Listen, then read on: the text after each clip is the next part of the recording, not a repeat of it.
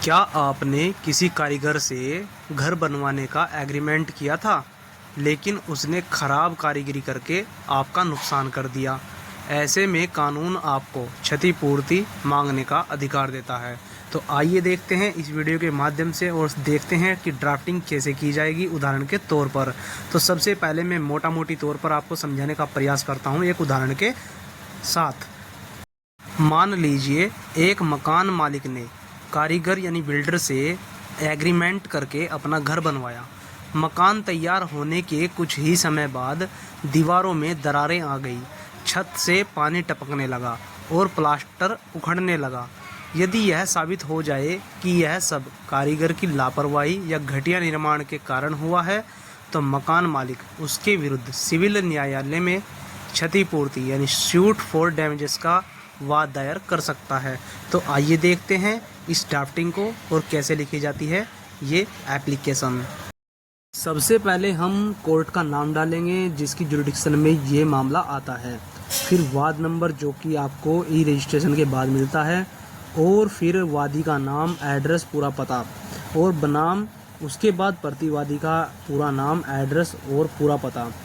उपरोक्त नामांकित वादी निम्न प्रकार निवेदन करता है कि यह कि पहले पैराग्राफ में वादी और प्रतिवादी के मध्य एक जो एग्रीमेंट प्रतिपादित हुआ उसकी मूल प्रतिलिपि इस वाद पत्र के साथ नथी होनी चाहिए, अटैच होनी चाहिए, और साथ ही इसी पैरे में जो एग्रीमेंट की शर्तें हैं उसमें लिखी हुई हैं वह भी इस पैरे में लिखी जानी चाहिए।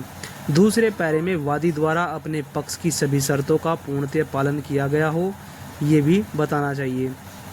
तीसरे पैरे में प्रतिवादी द्वारा अपने एग्रीमेंट में यानी अनुबंध पत्र में दर्शित भवन का निर्माण बहुत खराब और बिना कारीगरी कौशल के किया गया, जिसके दोषों को इस वाद के परिशिष्ट में दर्शाया गया है।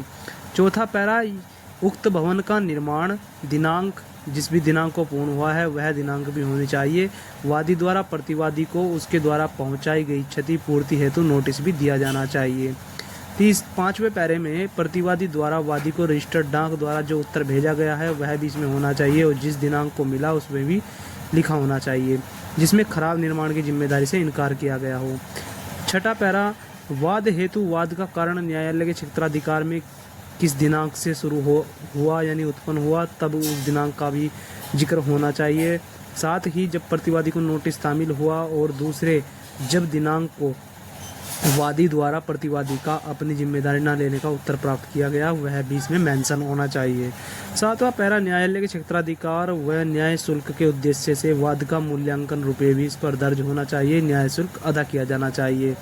इसमें हम रिलीफ की रिक्वेस्ट करते हैं, अंतोष की प्रार्थना करते हैं।